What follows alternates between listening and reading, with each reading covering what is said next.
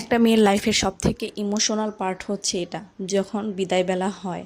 আসলে একটা মেয়ে একটা বাড়িতে 15 থেকে 20 বছর বেড়ে ওঠা, সেই বাড়ির মানুষগুলোকে ছেড়ে যাওয়া কতটা ইমোশনাল শুধু মেয়েরাই বোঝে। আর যে মেয়েটার সাথে এইরকম সিচুয়েশনটা আসে, সেই মেয়েটাই ফিল করতে পারে আসলে কি ভেতরটা কি বয়ে যায়।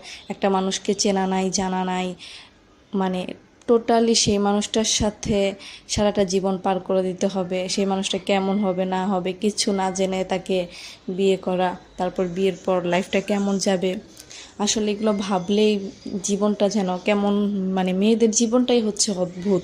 মেয়েদের জীবনেই কেন এত স্যাক্রিফাইস, এত কিছু, সব কিছু মানিয়ে নিতে হয়, গুছিয়ে নিতে হয়, তারপরও দিন শেষে দেখা যায় মেয়েরা সবার গল্পে খারাপ হয়ে ওঠে। ভাবিটার মা যখন বিদায়ের সময় এত কান্না করতেছিল, লিটারেলি গাইস, তখন আমার চোখ দিয়ে অটোমেটিক পানি পড়বে এরকম একটা অবস্থা। মানে মাটা এত কান্না করতেছিল, তারপর বাবাটাও খুব কান্না করতেছিল, সবাই খুব বেশি কান্না করতেছিল, খুব খারাপ লাগতেছিল। মোমেন্টটা আসলে ইমোশনাল, খুব বেশি ইমোশনাল। কিন্তু কিছু তো করার নেই, যেহেতু বিয়ে হয়ে গেছে, এখন তো তার স্বামীর বাড়ি যেতেই হবে, যতই এখন কান্না আসুক। কিন্তু এতটা বছর একটা বাড়িতে কাটানোর পর অন্য একটা বাড়িতে কিভাবে সবকিছু মানিয়ে গুছিয়ে নিবে, এইটাই